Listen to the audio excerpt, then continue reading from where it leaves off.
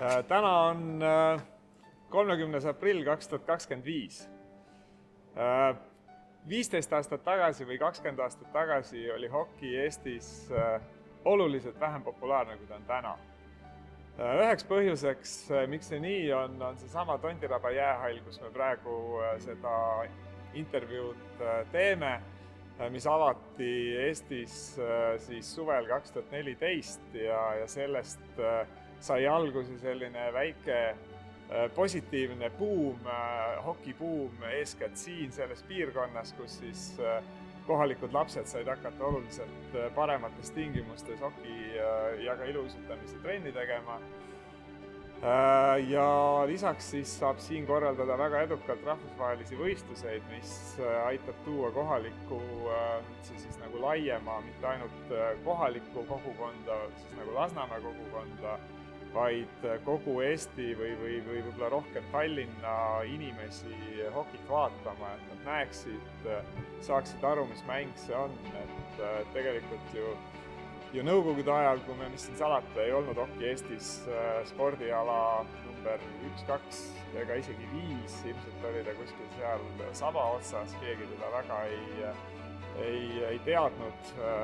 Mingites väiksemates võib-olla nišides nagu Narva, Kohtla-Järve ja nii edasi, siis seal teati, aga põhimõtteliselt sellise Rakvere, Viljandi, selliste linnade jaoks suurel osale Tallinnal oli tegelikult hoki kättesaamatu. Seda peeti rohkem venekeelse elanikkonna spordialaks, eestlased sellega eriti ei tegelenud.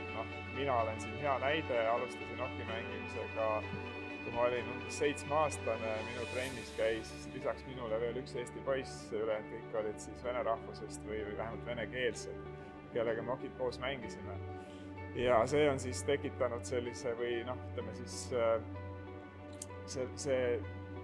see on siis nagu tekitanud selle, et Eestis ei olnud hoki populaarne spordiala. Nüüd julgen öelda, et viimased 10+ aastat on hoki Eestis muutunud oluliselt populaarsemaks, oluliselt kättesaadavamaks.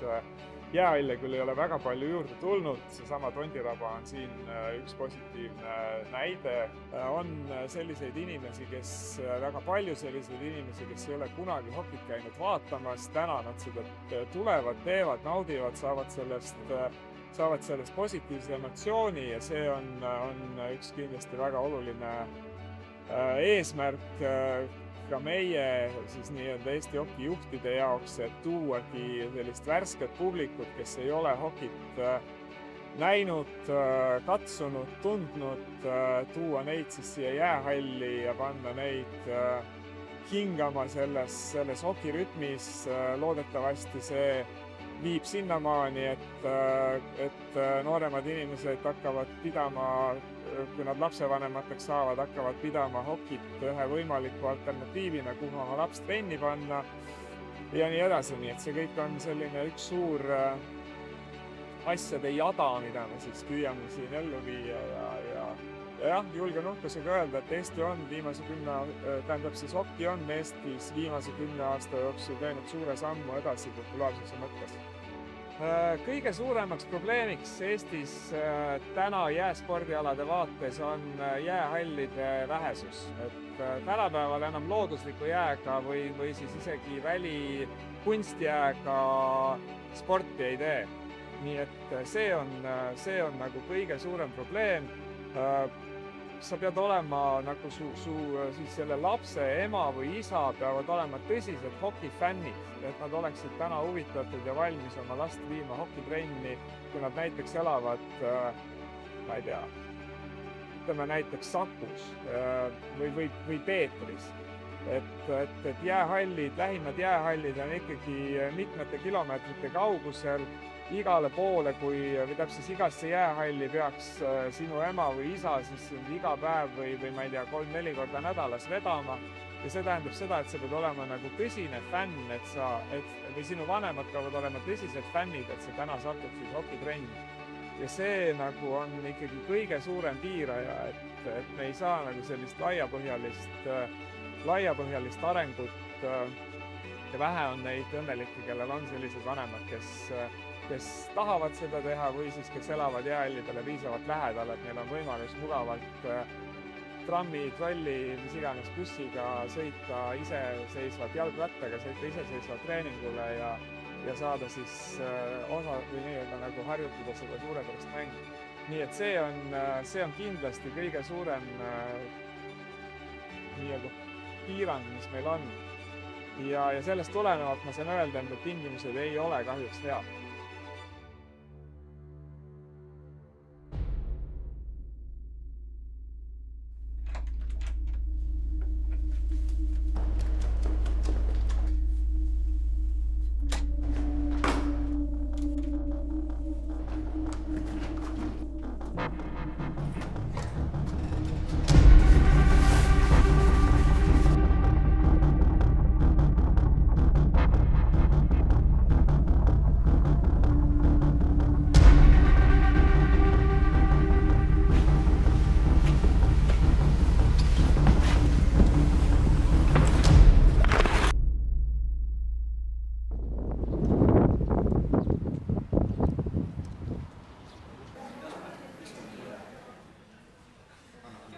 Kuna Eestis pole naiste hoki just sellisel tasemel, et sellega saaks Eesti klubides mängides raha teenida, siis oli vaja mõelda välja ka plaan B. Ehk siis mingi eriala, mille kõrvalt saaks siis ka natukene raha teenida, et siis seda hobi harrastada. Ja selleks ma valisin just õenduse Tartu Tervishoiu Kõrgkoolis, sest et aasta aega tagasi ma sattusin tänu hoki mängimisele haiglasse ning seal ma nägin, kuidas õed hoolitsesid enda patsientide eest ja mul tekkis ka huvi selle eriala vastu.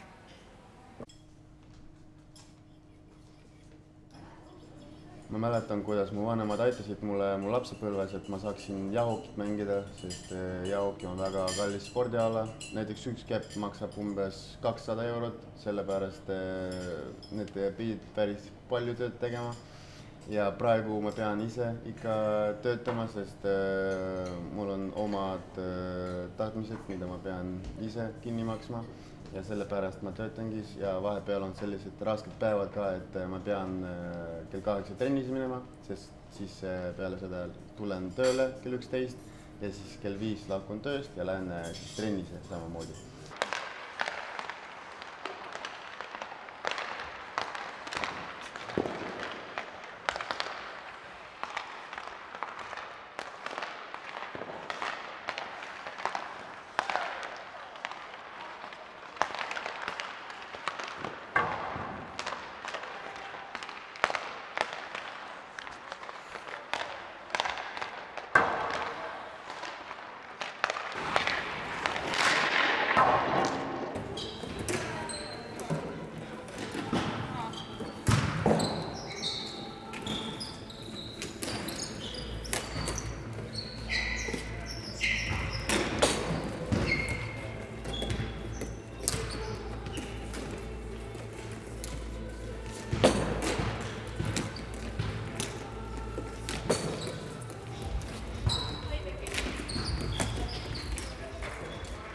Mängin Kohtla-Järvel Everestis, mistõttu olen sunnitud treenima neist eraldi, kuna elan ise Tartus.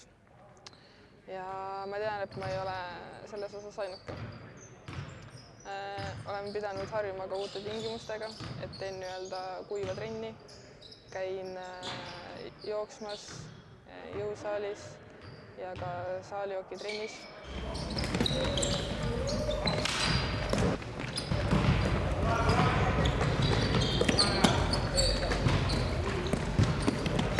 Jääl käin siis, kui satun Viljandisse, mis on heal juhul 1-2 korda nädalas.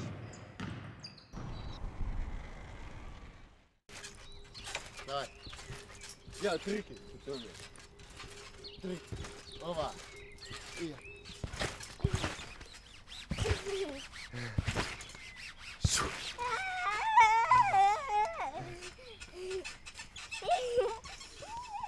Jahokimängijatel on alati väga väga pikk ja raske päev, sest meil on kell 8 hommikul juba hommikutrenn ja ma elan linnast välja ja sellepärast pean üles ärkama kell 5:50 või 6.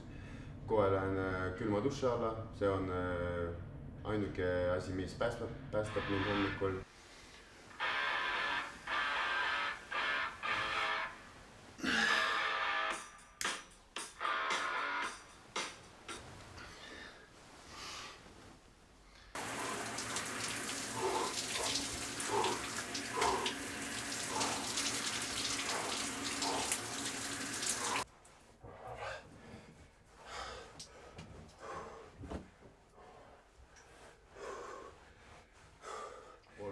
Elust oli põhimõtteliselt bussis ja reisidest. Näiteks sellel hooajal me mängisime Balti liigas ja sõitsime Leedusse või Lätisse. Näiteks Leedus sõitsime 5 tundi, Leedusse eriti 9 tundi ja oli ikka päris raske, sest jõudsime koju väga hiljaks ja homme hommikul pidin tööle minema ja ikka see oli väga raske. Näiteks lapsepõlves sõitsime Soomesse, seal oli ka päris pikad reisid ja jõudsime kell 1 öösel ja hommikul koolisse, ehk siis see oli alati raske. Vaatajaskonna poolest on rohkem populaarsem meestehoki, et naistehokit käiakse väga vähe vaatamas.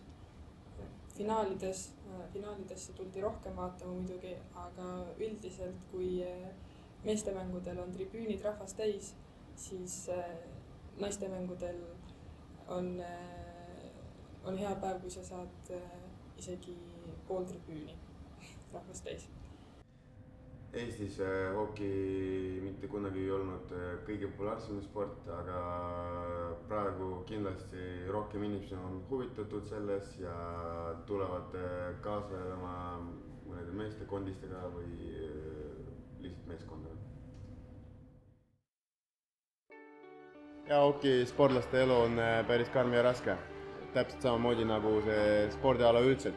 Keegi ei näe, et mida me teeme, kuidas me trennime, kui vara me ärkame üles, et teha trenni. Kõik näevad ainult seda, mida me teeme väljakul. Aga keegi ei tea, mida me teeme, et sinna jõuda. Täishall on üks parimaid asju, ma arvan, mis ühe mängijaga juhtuda saab. Et kui pealtvaatajaid on palju, siis see muudab sellise mängukeskkonna hoopis teistsugusemaks kui see, et hall on nii-öelda tagasihoidlik ja vaikne. See hetk, kui rahvas tribüünidel karjub Eesti, Eesti, see tegelikult annab nii palju energiat juurde, tekib selline ekstra motivatsioon ja tunne, et see kogu pingutus ja ohverdus on seda väärt. Miks käia Eesti hokit vaatamas on see, et siin on koos Eesti erinevate ühiskonna osade, ühiskonna kihtide, lapsed, naised, mehed, tüdrukud, poisid, kes tegutsevad ühise eesmärgi nimel, annavad endast väljakul kõik, et see eesmärk saavutada ja see tekitab väga ülevaid, ägedaid emotsioone. Eesti jäähokimängijaid, ma arvan, et üldse jäähokimängijaid üle maailma motiveerituna hoiab see, et see on niivõrd äge mäng.